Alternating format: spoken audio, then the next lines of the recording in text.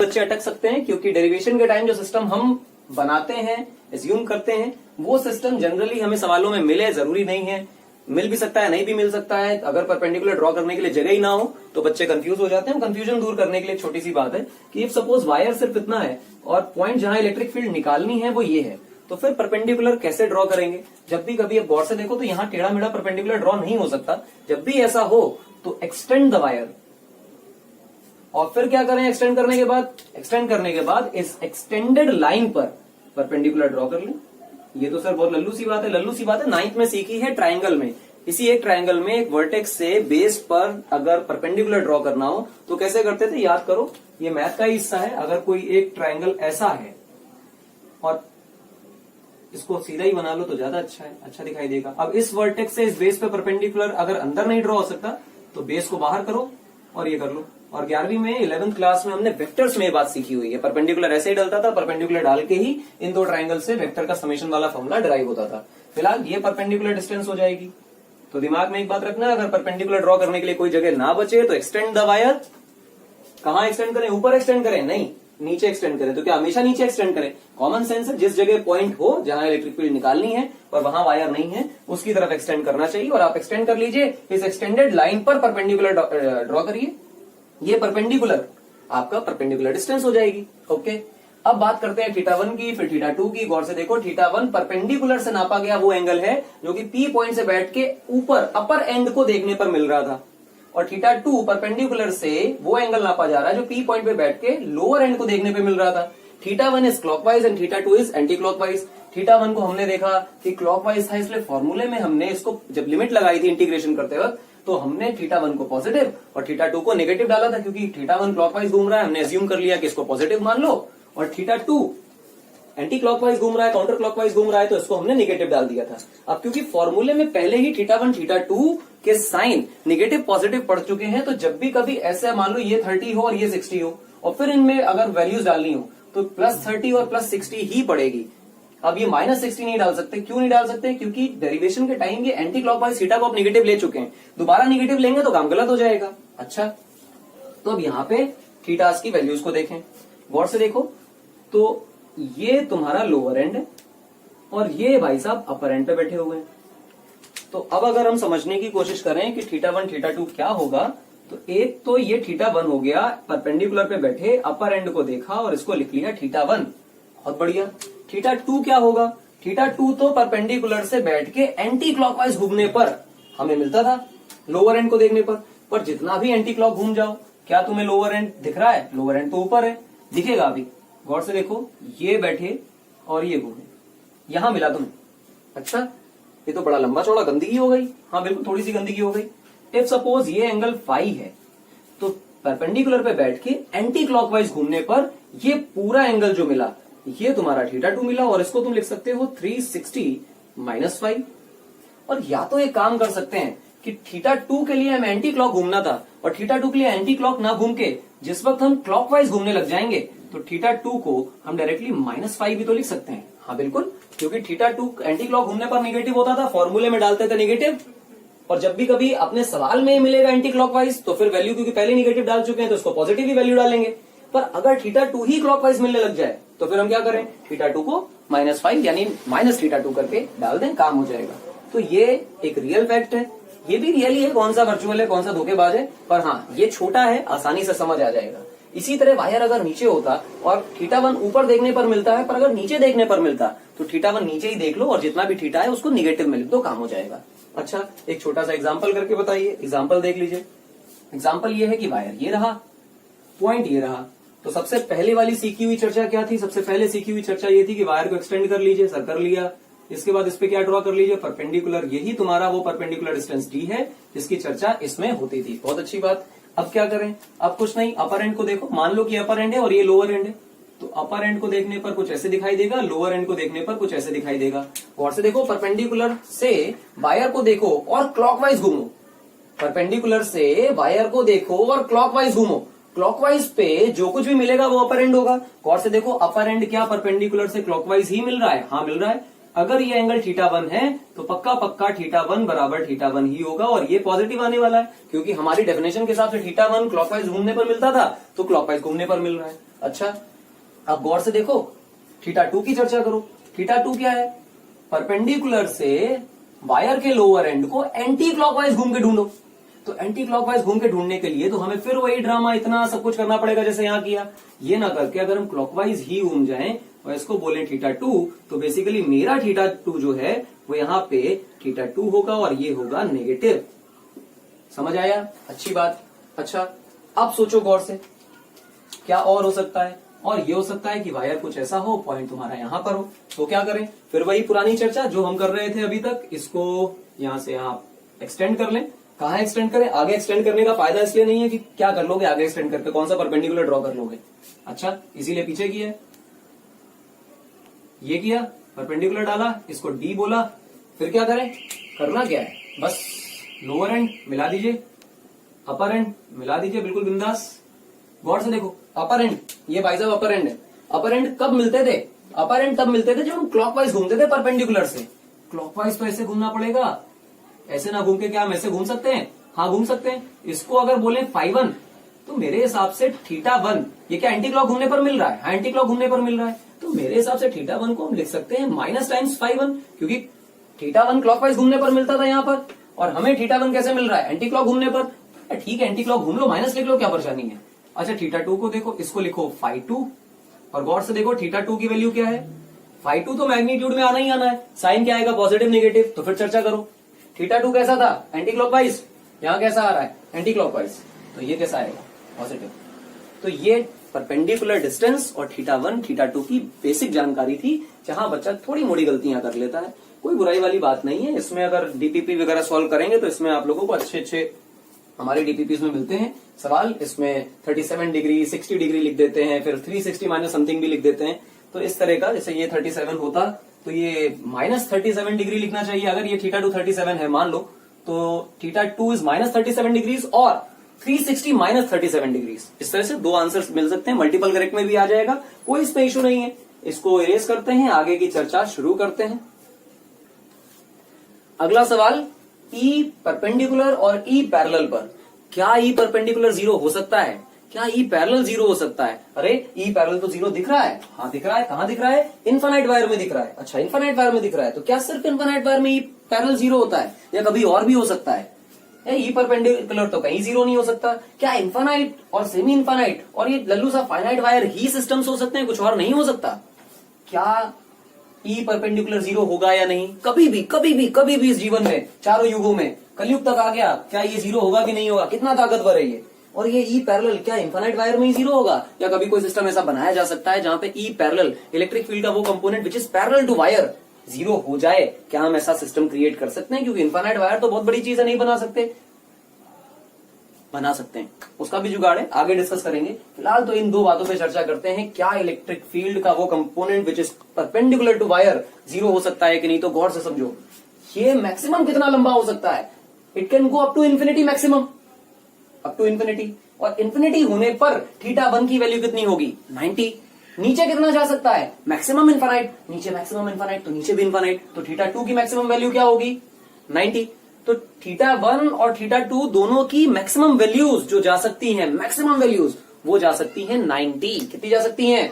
90। बहुत बढ़िया, 90 जा सकती हैं। इसका मतलब ये हुआ कि θ1 θ2 90 मतलब साइन थीटा को पॉजिटिव ही रहना है, साइन थीटा निगेटिव नहीं हो सकता। अगर ऐसा है तो ई परपेंडिकुलर 0 नहीं हो पाएगा। बहुत बढ़िया, ई पैरेलल को 0 करके देखें। यहाँ ई पैरेलल 0 हो गया, बहुत अच्छी बात है, क्योंकि θ2 और θ1 दोनों ही 90 होते हैं। तो cos θ 90 cos 90 0 मल्टीप्लाई होकर पूरा ही सन्नाटा हो गया, उसकी कोई दिक्कत वाली बात नहीं है।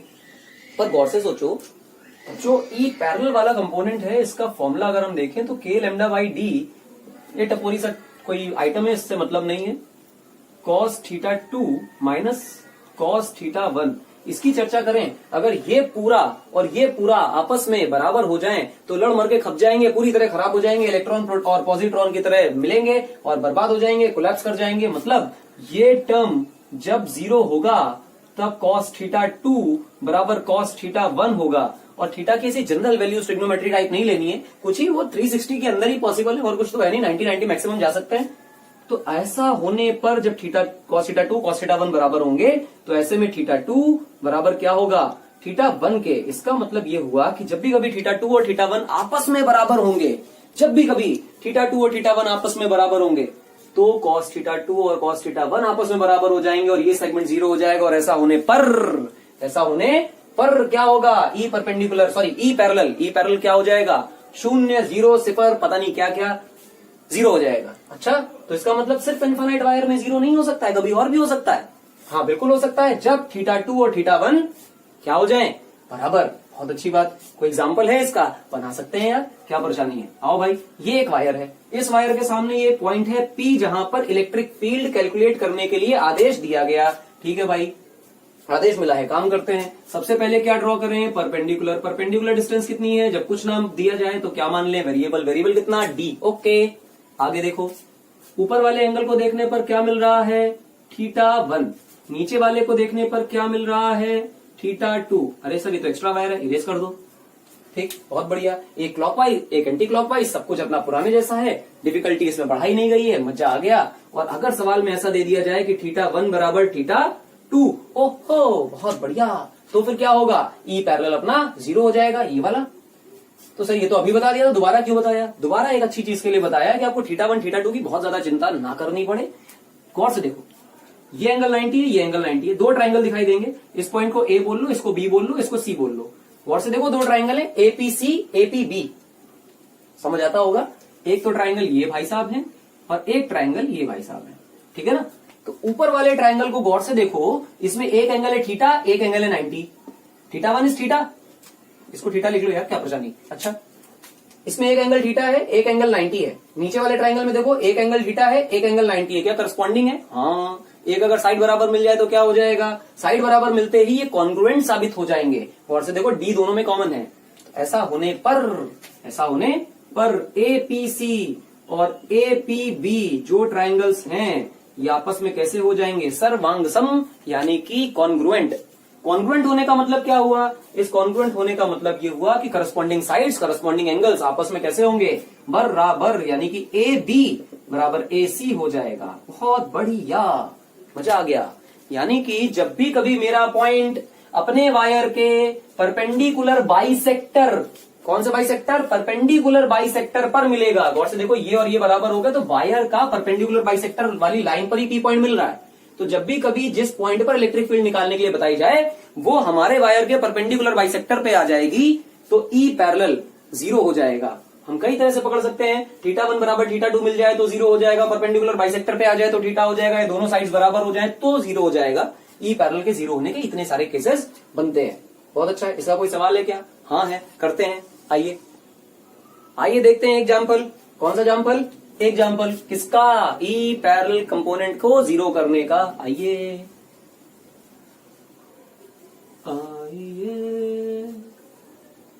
क्या ये स्क्वायर दिख रहा है, थोड़ा थोड़ा दिख रहा है, थोड़ा थोड़ा नहीं दिख रहा है, थोड़ा लंबा भी कर सकते हो, कर लो भैया, बहुत बढ़िया, ये मजा आ गया। अब क्या करें, गौर से देखें, किससे करें, इसी से करते हैं। आओ, ये डायगोनल्स हैं, उतने डॉटेड नहीं है जितने होने चाहिए, ठीक है यार, बोर्ड पे बना रहे हैं, अपना साफ सुथरा बना लेना, नोट्स बनाते चलना, बाद में दिक्कत बहुत हो जाएगी अगर अभी ड्रामा करोगे तो।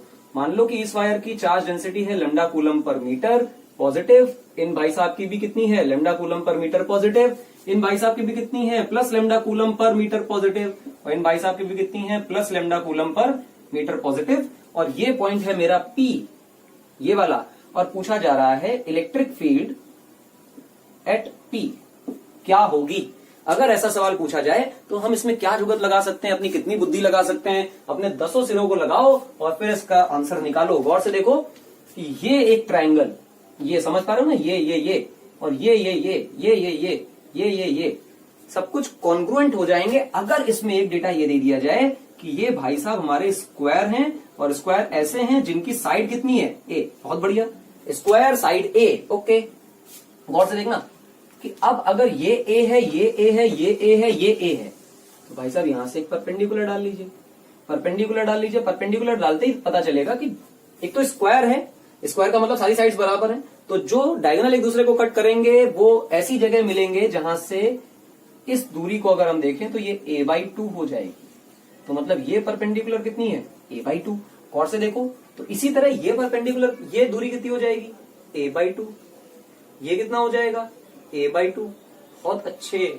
इसी तरह ऊपर भी परपेंडिकुलर डालोगे तो यहाँ भी a/2, यहाँ भी a/2, यहाँ परपेंडिकुलर डालोगे ये भी a/2, ये भी a/2, ये भी a/2, ये भी a/2, ये भी a/2, ये भी a/2, ये भी a/2, ये भी a/2, दुनिया a/2 हो गई। अच्छा, अब देखो इस ट्रायंगल को, क्या ये फाइनाइट वायर है? हाँ है। क्या जो पॉइंट पे इलेक्ट्रिक फील्ड पूछी जा रही है, क्या वो इस वायर के परपेंडिकुलर बाइसेक्टर पे मिल रही है? हाँ। क्या ये दोनों सेगमेंट बराबर हो चुके हैं? अभी ये भी बराबर ऐसे लिखा था, हाँ बराबर हो चुके हैं। तो क्या E पैरेलल 0 मिलेगा? हाँ। क्या θ1 बराबर θ2 वाला कंसेप्ट भी यहाँ अप्लाई हो रहा है? सब कुछ एक साथ होता है, गौर से देखो। ये एंगल 45, ये एंगल 45, तभी तो डायगोनल बनेगा। ये लाइन और ये लाइन पैरेलल हैं, तो ये भी कितना, 45। सिमिलरली ये भी कितना, 45। वैसे तो डायगोनल एक दूसरे को 90 पे कट करते हैं, और फिर अगर तुम बेस के परपेंडिकुलर, बेस के पैरेलल लाइन ड्रॉ कर दोगे 45 45 पे कट करेगी, बचपन से सबको पता है। हटा देते हैं, θ1 बराबर θ2 वाला सेगमेंट भी दिखाई देता है। ओके, तो E पैरेलल कितना मिला? E पैरेलल तो 0 हो गया, और E परपेंडिकुलर कितना मिलेगा? E परपेंडिकुलर गौर से सोचो, तो ये एंगल है 45 और ये भी एंगल 45, मतलब θ1 बराबर 45 और θ2 बराबर 45। θ1 बराबर 45 डिग्रीज एंड θ2 बराबर 45 डिग्रीज। बहुत बढ़िया, बहुत सुंदर। तो E परपेंडिकुलर की अगर चर्चा करो तो लिखेंगे k λ/d। यहां आएगा साइन θ1 प्लस साइन θ2। बहुत बढ़िया, पूरा फॉर्मूला लिख दिया। k λ d is perpendicular distance, और d को देखो तो परपेंडिकुलर डिस्टेंस तो भाई साहब ये है, विच इज a/2। a नीचे 2 ऊपर, sine 45 sine 45, θ1 is 45, θ2 is also 45। यहाँ क्या आया, 1/√2, यहाँ क्या आया 1/√2, मिला के कितना बड़ा 2/√2। 2/√2, नीचे वाले √2 ने ऊपर वाले 2 को निपटाया तो कितना बना, टोटल √2। टोटल √2 तो मतलब 2√2 k λ/a। ये इलेक्ट्रिक फील्ड का फॉर्मूला है, जो कि परपेंडिकुलर डायरेक्शन में आएगी और एक वायर की वजह से आएगी। तो इलेक्ट्रिक फील्ड को हम यहां पे ड्रॉ कर लेते हैं। ये इलेक्ट्रिक फील्ड आई E। गौर से देखो, सारे के सारे चार्ज डेंसिटीज बराबर हैं, सब कुछ सिमेट्रिक दिया हुआ है, ट्रायंगल सिमेट्रिक है, सब कुछ सिमेट्रिक है। तो नीचे वाले की वजह से ऊपर E आ जाएगी, ऊपर वाले की वजह से नीचे E आ जाएगी, इधर वाले की वजह से इधर E आ जाएगा। जब सब कुछ सेम है तो इसने इसको निपटा दिया, इन दोनों ने साथ में सुसाइड कर लिया, दुनिया में कुछ बचा ही नहीं, तो हम जी के क्या करें, सब निपट लिए। इलेक्ट्रिक फील्ड कितनी आई, जी लो। बहुत बढ़िया। ऐसे कैसे आई 0? ये बराबर, ये बराबर, ये बराबर, ये बराबर, सेम नेचर के, सब कुछ एक दूसरे को निपटा देंगे। इस सवाल को डिफिकल्ट कैसे बना सकते थे, लेमडास की वैल्यू चेंज कर दो, फिर 0 नहीं आएगा। अच्छा, कुछ को पॉजिटिव रख दो, कुछ को नेगेटिव रख दो, तो नहीं आएगा, तो सवाल डिफिकल्ट हो जाएगा। इसी में थोड़ा सा मॉडिफिकेशन सवाल में देखते हैं और इसी सवाल को आगे लगाते हैं। क्लियर हुआ ना, ये कब कब 0 हो सकता है, ये अच्छा एग्जाम्पल है। आगे देखें, सब कुछ सही है, ई पर पूछा जा रहा है, लेमडा वेमडा सबके बराबर हैं, इन दो के पॉजिटिव लिए जा रहे हैं। इन भाई साहब का लेमडा जो है negative lambda coulomb per metre है, और इन भाई साहब का भी minus lambda coulomb per metre. ध्यान रखना, lambda is a linear charge density which is equal in magnitude, पर ये दोनों पॉजिटिव हैं, ये दोनों सॉरी, और ये दोनों कैसे हो गए, निगेटिव। तो इनकी इलेक्ट्रिक फील्ड आएगी अवे फ्रॉम द चार्ज और इनकी इलेक्ट्रिक फील्ड आएगी टुवर्ड्स द चार्ज। अच्छा, तो जो अभी ड्रामा मचाया, अंदर वाले को भी थोड़ा सा इरेज करना ही पड़ेगा, इसको भी कर दो भाई। अभी जितना भी तमाशा किया गया उसी तमाशे को दोबारा से रिपीट कर दीजिए। गौर से देखो, सबका a/2 तो मतलब इसकी जो इलेक्ट्रिक फील्ड आएगी वो तो ऐसे ही आने वाली है, ठीक, E, और इन भाई साहब की नीचे ही आने वाली है E। अच्छा, बहुत बढ़िया। और E की वैल्यू कितनी होगी, E की वैल्यू अभी निकाली थी, कितनी निकाली थी याद करो, तो E की वैल्यू निकाली 2√2 k λ/a। ये E की वैल्यू अभी निकाली पिछले ही सवाल में, इसी में, तो उसको बार बार करने की जरूरत नहीं है, टाइम वेस्ट होगा। गौर से सोचो, इन भाई साहब की इलेक्ट्रिक फील्ड कहां होगी, लेमडा है a/2, ये भी a/2, तो मैग्नीट्यूड तो इतना ही आना है क्योंकि सिमिलर सवाल है। अच्छा, तो डायरेक्शन क्या होगी, अवे फ्रॉम द चार्ज, नहीं नहीं, ये निगेटिव है, निगेटिव है तो क्या होगा, निगेटिव को बहुत ज्यादा प्यार है इलेक्ट्रिक फील्ड से, वो अपनी तरफ ही लेके आता है। ये इधर आ गया E। ये भाई साहब सेम टू सेम, इनको भी अपनी तरफ इलेक्ट्रिक फील्ड चाहिए, यहां आ गई। इसका मतलब ये हुआ कि 2 टाइम्स इलेक्ट्रिक फील्ड यहां और 2 टाइम्स इलेक्ट्रिक फील्ड यहां, और गौर से देखो दोनों एक दूसरे के 90 डिग्रीज पर हैं। तो इस वेक्टर फॉर्मूले को, इस वेक्टर डायग्राम को बाहर निकाल लो। ये मेरा पॉइंट P है, यहां पर इलेक्ट्रिक फील्ड x डायरेक्शन में है 2E और नेगेटिव y डायरेक्शन में है 2E। दोनों एक दूसरे से 90 डिग्रीज पर है, थोड़ा लंबा कर लें ताकि बराबर बराबर दिखाई दे। इनको लिख लेते हैं 2E, और ये दोनों एक दूसरे के कैसे हैं, 90 डिग्रीज पर। तो इलेक्ट्रिक फील्ड तो वेक्टर क्वांटिटी होती है, वेक्टर लॉस को फॉलो करती है। वेक्टर लॉस को अगर फॉलो करती है तो इसका मतलब क्या हुआ, क्या करें, क्या ये करना चाहिए? क्या किया गया समझ आया? ये बेसिकली 11 का वेक्टर लगाया गया, पैरेललोग्राम कंप्लीट किया और उसका डायगोनल बनाया। डायगोनल जो होगा वो ए वेक्टर प्लस बी वेक्टर को शो करेगा। निकालने का क्या तरीका? क्या दोनों वेक्टर बराबर थे मैग्नीट्यूड में? हाँ बराबर थे। क्या ये रेक्टेंगल बनने वाला है? हाँ रेक्टेंगल बनने वाला है। वैसे तो स्क्वायर बन जाएगा, हाँ स्क्वायर बन जाएगा, बट ठीक है बना लो। स्क्वायर बन गया। स्क्वायर बना तो क्या हुआ? 90 डिग्री पर है ना, तो under root a square plus b square ही आता है हमारे पास। याद करो, जो रिजल्टेंट का फॉर्मूला होता है वो क्या होता है? Under root a square plus b square plus 2ab cos 90, और ये cos 90 का टर्म निपट लेगा, 0 हो जाएगा। और इसी प्रकार हमारे पास बचेगा under root a square plus b square. गौर से देखो, अंडर रूट ए स्क्वायर, ए क्या है? 2e का होल स्क्वायर प्लस ये क्या है? 2e का होल स्क्वायर। गौर से देखो क्या बना बेटा? 4 times E square plus 4 times E square. फिर ये कितना बन गया? 8 टाइम्स ई स्क्वायर। 8 ई आ गया बाहर और अंदर बचा रूट 8। अब रूट 8 को किसी बच्चे को अगर तोड़ना नहीं आता तो 12वीं में फिर शर्म आनी चाहिए। खैर करके दिखा देते हैं। 2 इंटू 2 इंटू 2, ये दोनों जोड़ा बन के बाहर आ जाएंगे और ये ऐसे रह जाएगा। 2 रूट 2 लिखते हैं भैया। 2 रूट 2 इंटू ई, ये मेरी आएगी total electric field, E net. अच्छा, तो आने किधर वाली है? आइए भैया, आएगी ऐसे, एंगल बाइसेक्टर पे मिलती है ना। दो वेक्टर्स अगर मैग्नीट्यूड में बराबर हों तो उनका जो रिजल्टेंट है वो उनके एंगल बाइसेक्टर पे मिलेगा। 90 डिग्रीज पर दोनों वेक्टर्स एक दूसरे के हैं तो जो रिजल्टेंट आने वाला है वो 45 डिग्री पे आएगा डायगोनल के अलोंग। इसको हम लोग क्या बोल देंगे? इसको बोल देंगे ई नेट। बहुत बढ़िया। जो ई है इसकी वैल्यू यहां पुट कर दीजिए और अपना काम हो जाएगा। तो ऊपर लिख लेते हैं, ज्यादा अच्छा रहेगा, आपको नजरें नीचे नहीं करनी पड़ेंगी। ई नेट बराबर 2 रूट 2 टाइम्स ई, और ई की वैल्यू कितनी है? 2 रूट 2 के लैम्डा बाई ए। 2 2 4 2 2 2 तो बन गया 8 के लैम्डा बाई डी। ये क्या बना? E net. मजेदार, शानदार, बढ़िया, खिलवाड़ वाला सवाल। अच्छा सवाल, खेलते रहिए, देखते रहिए। Plus lambda minus lambda square side A electric field at intersection point of diagonals पूछी गई।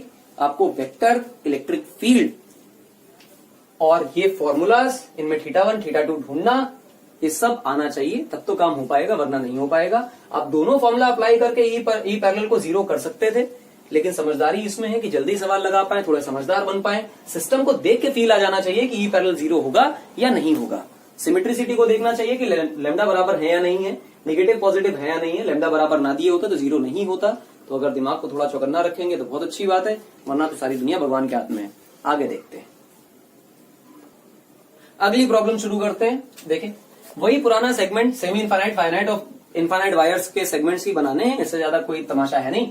तो इंफिनिटी से एक वायर आ रहा था, मजे से ले आओ भाई। टेढ़ा मेढ़ा बनना है, सीधा मान लेना, चलो सीधा ही बना लो। ठीक, यहां से ये 90 डिग्री पे मुड़ गया यहां से, और फिर यहां से कहां चला गया? लेटे हुए आर्ट पे, और यहां चला गया लेटे हुए आर्ट पे। मतलब इंफिनिटी से आ रहा था, सडनली 90 डिग्री मुड़ गया और फिर कहां चला गया? इंफिनिटी पर। इस पूरे वायर पे lambda coulomb per metre positive है भैया, ध्यान रखें। ये चार्ज की डेंसिटी दी हुई है और सब कुछ कांस्टेंट है, कोई ड्रामा नहीं है इसमें। इस ड्रामे से बचते हुए कि कुछ भी लैम्डा चेंज करो, लैम्डा बराबर lambda naught R and something, ऐसा कुछ नहीं है। बिल्कुल कांस्टेंट चार्ज डेंसिटी है, निपटा दिया गया, इसको परपेंडिकुलर टाइप्स बना लिया गया।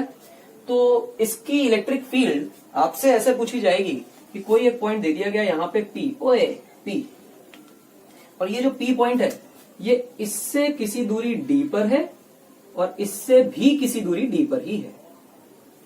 अच्छा, ऐसे पूछा जाएगा? अरे कुछ भी पूछ सकते हैं, डी दे दें, ए दे दे, बी दे दे, क्या फर्क पड़ता है, कुछ दूरियां दी जाएंगी। ऐसा भी हो सकता है कि इससे डी दे दें, इससे डी ना दे के इससे ए दे दें, इससे बी दे दें, वो अलग बातें, पर सॉल्व करते हैं, कैसे करेंगे वो तो वैल्यूज के ऊपर है, कुछ भी कर सकते हैं। ये पूरा एक ही वायर है, पर इस वायर को हम 2 टुकड़ों में तोड़ सकते हैं।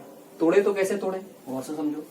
एक इंफिनिटी से लेके यहां तक और एक यहां से लेके इंफिनिटी तक। एक लेटा हुआ अलग वायर और खड़ा हुआ अलग वायर, इन 2 अलग अलग वायर्स का कॉम्बिनेशन ही तो ये सिस्टम है पूरा।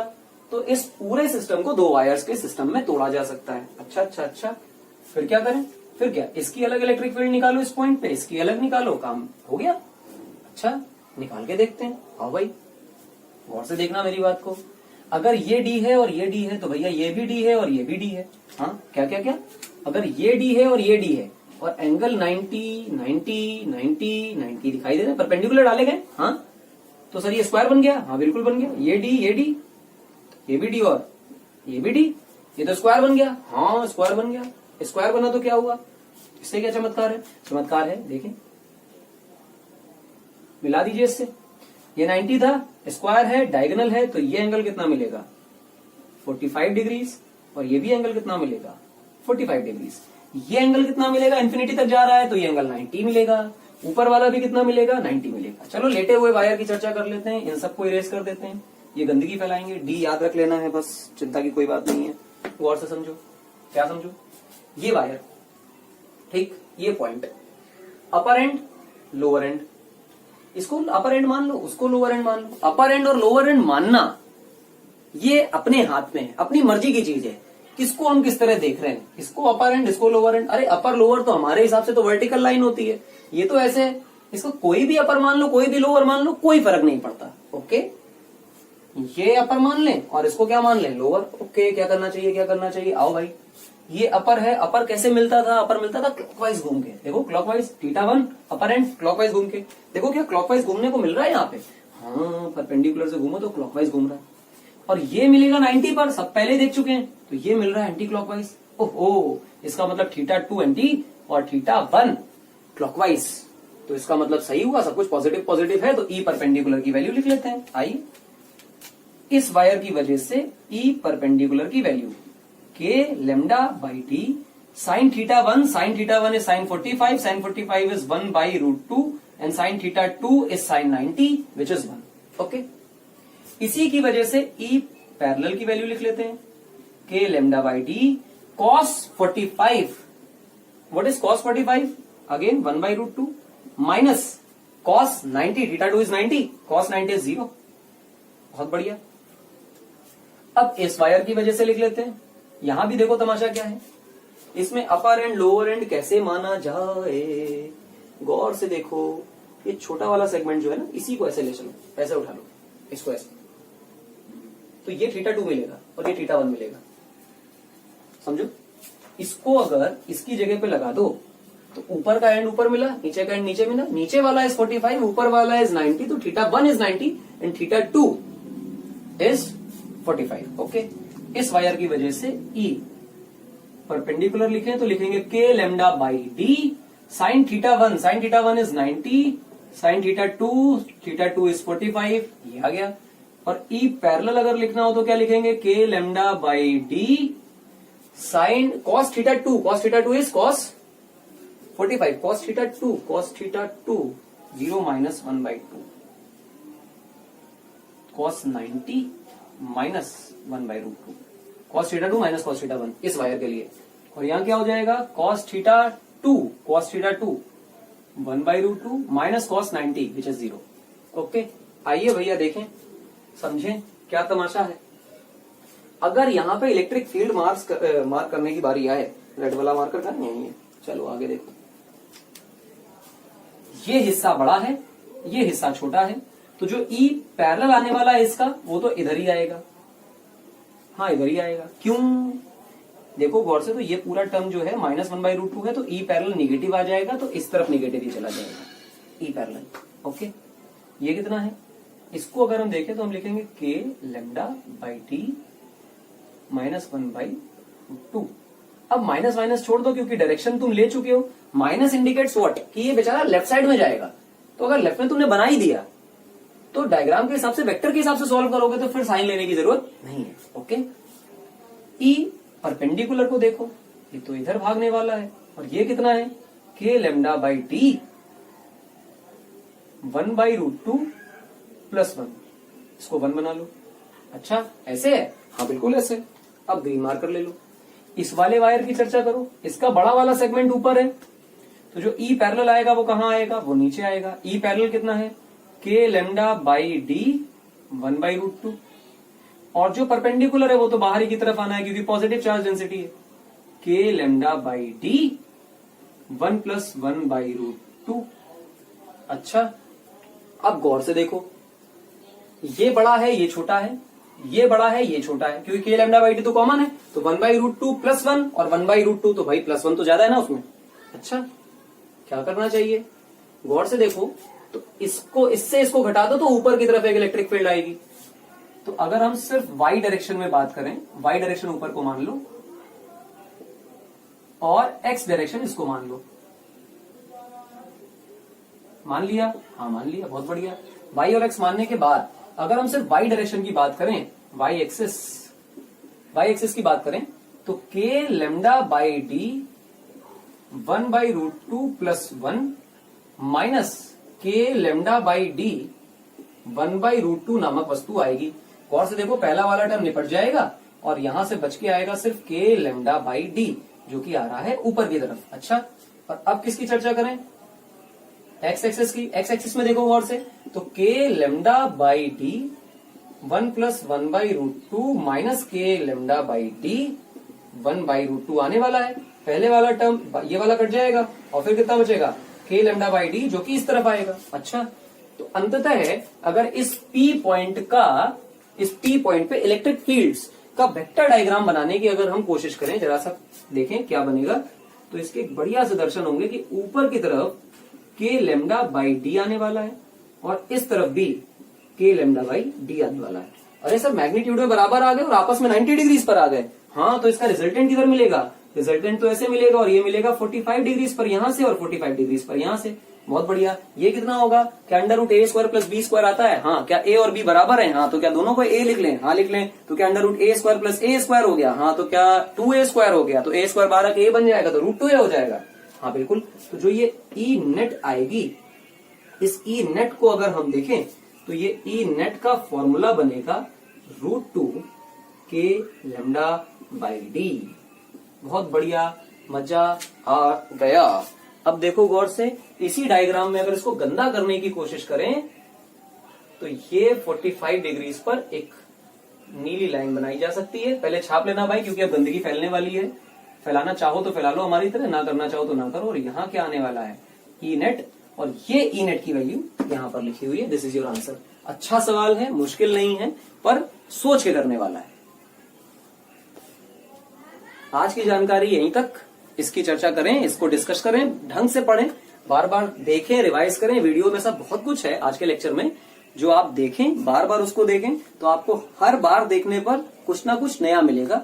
θ1 θ2 पे बहुत कुछ मिलने वाला है, परपेंडिकुलर डिस्टेंस पे मिलने वाला है, ई पैरेलल पे बहुत कुछ मिलने वाला है, इस प्रॉब्लम में बहुत कुछ सोचने वाला है। वैसे तो बहुत सारे ऐसे बच्चों को कराई जाए तो ढेर सारी कराई जा सकती हैं ऐसी प्रॉब्लम्स, जहां पे अलग अलग वायर के सेगमेंट्स बना के काम किया जा सकता है। पूरे सिस्टम को अलग अलग सेगमेंट में तोड़ के 2-4 प्रॉब्लम करा के ये करा दी, या स्क्वायर वाली प्रॉब्लम करा दी, ऐसी 2-4 प्रॉब्लम करा के आपके मन में अगर यही 2 प्रॉब्लम रह गई तो सब कबाड़ है, नर्क है, कुछ भी नहीं।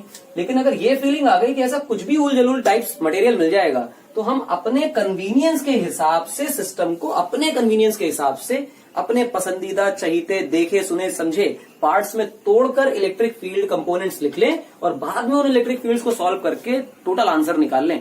ये अगर फीलिंग आ जाए और 2-4 सवाल आपसे बन जाए, सिस्टम्स बन जाए, किताबों से या हमारी डीपीपी से, शीट से सवाल बन जाते हैं, तो बहुत अच्छी बात है। सवाल बनाइए, देखिए, वीडियो को देखिए, पूरा देखें और ढंग से रिवाइज करें। एक बार देखें, फिर नोट्स बनाएं और दोबारा सवाल लगाएं। अगले वीडियो तक के लिए नमस्कार। बार बार पढ़ें, रिवाइज करें।